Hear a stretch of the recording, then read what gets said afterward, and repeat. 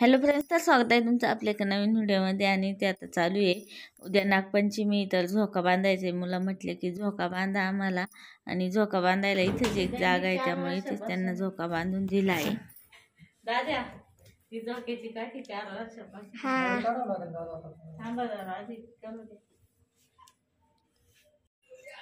सूर्य एक चक मारते आता झोक्याचा एक झोका खेळते नाही का? खेळ जोरात चल दादा वय बाजूला एक झोका सूर्य का आता वा जमलं काय मजा. आणू दे दिलं ना एक मस्त झोका आहे. उद्याचा झोका आजच खेळून घ्या. बस तर काय का नाही का बस बाई मध्ये दिवायची असं घे झोका घे. हा जमला घे झोका घे झोका. हा एकदम मस्त जमला. गाणं म्हण की एखादं. खाली बसूनच खेळा तुम्ही. पंचमीचा झोका ग त्याने येतो चढायचा झोका. त्याने येतो चढायचा काय करते स्टडी दाखव मला. हळू बर का तनी, नाही तर ओली ती कुकूची कुकरशी खेळा. आता आणू दिदील पण बोलवा खेळायला. करते काम. मी काम करते. आज ना अर्जंट साडी द्यायची आहे. अर्जंट साडी द्यायची, पण आम्हाला जेवण बनवलं का? आणि मग काय बनवलंय? भोपळा बनवलाय, भाजी बनवली. पण ते तर आम्हाला आवडत नाही ना. आवडत नाही तर काहीच करू शकत नाही. संध्याकाळी पुरणपोळ्या बनवायच्या. आज आहे ना, आज आहे नागपंचमी, तर माझ्याकडून तुम्हाला नागपंचमीच्या हार्दिक शुभेच्छा. आणि ना आता एक अर्जंट राहिलं होतं, एवढंच बाकी राहिलं होतं, तेवढं पूर्ण करून घेते आणि बाकीच्या कामांना लागते. आज पाऊस पण खूप जास्त पडतोय आमच्या, सकाळपासून पाऊस चालू आहे.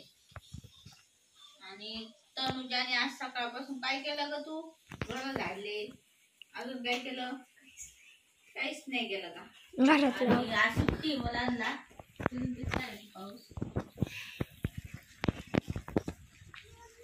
पाऊस पडतोय, मस्त पाऊस पडतोय.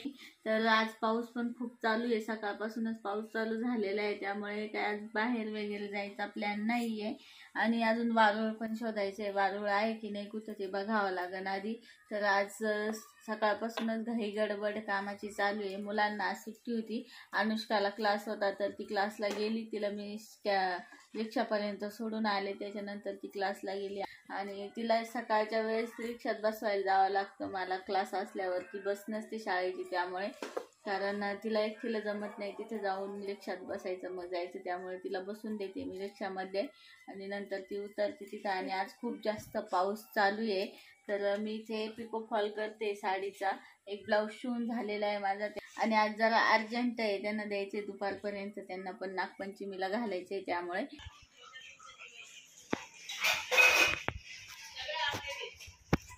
इकडं चालू आहे पाऊस. इथे राहिली झोका, आणि आम्ही काल बांधला झोका. आणि आताच मला आठवलं की मला एका ताईंनी कमेंट केली होती की तू पिरियड्स मध्ये कोणते पॅड वापरते, त्याबद्दल थोडीशी माहिती सांग. तर म्हटलं आता वेळ आहे तर त्याबद्दल थोडीशी माहिती सांगून द्यावी. तर पिरियड्स मध्ये मी हे पॅड वापरते. तर हे आहे evergreen period care sanitary pad enriched with Neem and soft flower. तर हे पॅड यूज करायला खूप छान आहेत. यामुळे आपल्याला कोणताही साईड इफेक्ट होत नाही, कारण हे नॅचरली बनलेले आहेत. आणि आपण जे दुसरे पॅड यूज करतो ना, त्यामध्ये केमिकल असतं, त्यामुळे आपल्याला साईड इफेक्ट होण्याची भीती असते. जसे की खाज सुटणे, जळजळ होणे, रॅशेस होणे यासारखे प्रकार होतात.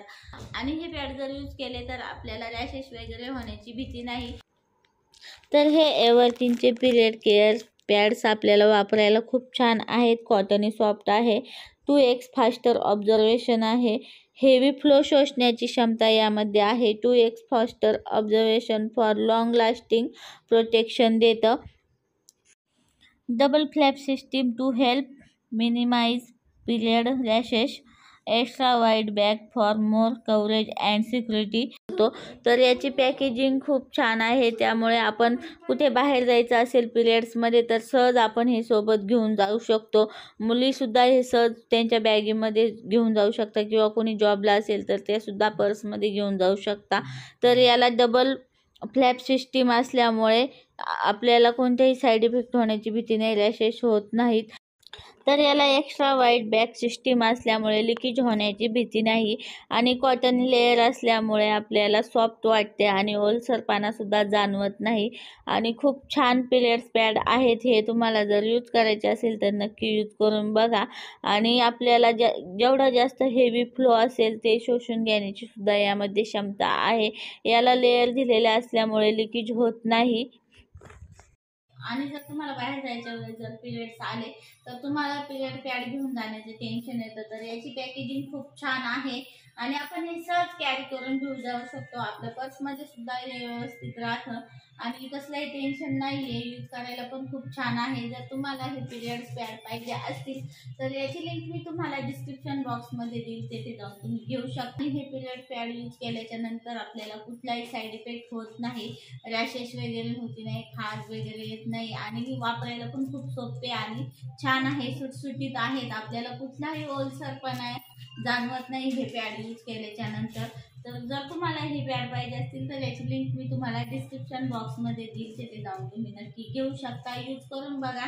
तर याची प्राइस 399 आहे. 40 पॅडचा पॅक आहे हा. जर पाहिजे असेल तर लिंक डिस्क्रिप्शन बॉक्समध्ये आहे. तर आता इथं यश बसला आहे तोंड सोडून. त्याला उद्या प्रोजेक्ट दिलेलं आहे आणि कंप्लीट झालं नाही. दिवसभर सुट्टी होती, झोका खेळत बसला आणि आता करून घेतोय दीदीकडून. काय प्रोजेक्ट आहे रे? बधाई कार्ड. काय बधाई कार्ड म्हणजे?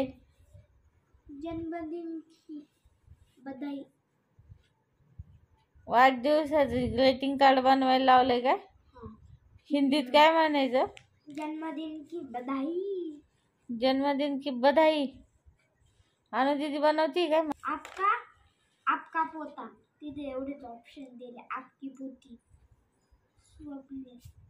तू काय तुम्ही पाहून काढू राहिला? मग दिवसभर उड्या मार असतो, झोके खेळ असतो. जर ग्रीटिंग कार्ड कम्प्लीट केलं असतं तंटा झोप आली असेल तर झोपले, डोळे बारीक झाले. तर आज तनूचा पण थोडासा मूड ऑफ झाला कारण तिच्या मम्मीचा फोन आला होता आणि तिने सांगितलं की ती झाडाखाली उभी होती आणि वरतून माझी दीर झाडाची फांदी तोडत होते. तर ती फांदी तिच्या डोक्यात पडली आणि थोडंसं लागलं, जास्त काही लागलं नाही पण थोडंसं लागलं आहे डोक्याला आणि रक्त वगैरे आलं होतं. तर ती दवाखान्यात वगैरे जाऊन आली, इंजेक्शन घेऊन आली. पण मग आम्ही फोन केल्याच्यानंतर आम्हाला कळाल्यामुळे तनूला थोडंसं वाईट वाटलं, त्यामुळे तिचा थोडा मूड ऑफ झाला. दिवसभर व्यवस्थित खेळत होती पण आता झोपायच्या वेळेस थोडंसं तिला जरा मम्मीची आठवण आल्यासारखं वाटतंय. तर बघू आता 1-2 दिवसांनी तिला पण भेटून आणू तिच्या मम्मीला.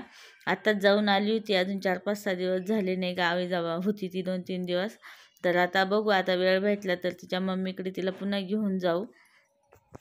आणि शेवटी किती केलं तर आई ती आईच असते. मुलांना आईची पण आठवण येतच असते, त्यामुळे मग अधूनमधून तिला गावी घेऊन जात असतो आम्ही. तर आता बघू पुढच्या रविवारी किंवा मग आता रक्षाबंधन पण आले तेव्हा जाऊ आणि तिच्या मम्मीला पण भेटून येऊ. आणि तिच्या मम्मीला व्हिडिओ कॉल पण केला होता. तर जास्त काही लागलेलं नाही आहे, काळजीचं काही कारण नाही. दवाखान्यात इंजेक्शन वगैरे घेऊन आली आहे. तर आता बघू, रक्षाबंधनला जाणारच आम्ही गावी तेव्हा जाऊ. आता वाजले, किती वाजले रे? दिसत नाही इथून. 9:30 का 9:45? 11 वाजले. 11:30. 11:30 वाजले का? तरी जागेच का तुम्ही? अनुष्का दीदी देते आणि लेस चिटकवायचं जुगाड कसं करायला? स्टॅपलर. गम संपला होता, स्टॅपलरने चिटकवलंय. आता एवढं रात्री कुठे भेटणार आहे?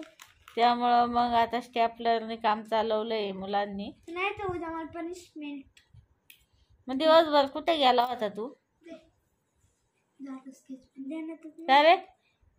काय बरं, दिवसभर कुठे गेलता?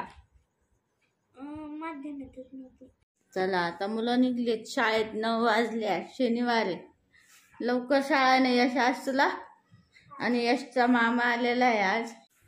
तर रात्री माझ्या मामाच्या मुलाने 11-11:30 वाजता फोन केला की आम्ही येणार आहे. ते पुण्याला गेले होते आणि त्यांना यायला उशीर झाला होता. त्यांनी 2 व्हीलर आणली होती पण स्टँडवरती लावलेली होती आणि ते बसने पुण्याला गेलते, त्यामुळे त्यांना यायला उशीर झाला. तर आता खूप रात्र झाली म्हणून त्यांना म्हटलं की थांबा, मग इकडेच या आणि रात्रीचं जाऊ नका, रात्रीचा प्रवास करू नका, कारण दोघांना पण ऐकायला पण येत नाही आणि बोलता पण येत नाही. त्यांच्यासोबत इशाऱ्यानेच बोलायला लागतं.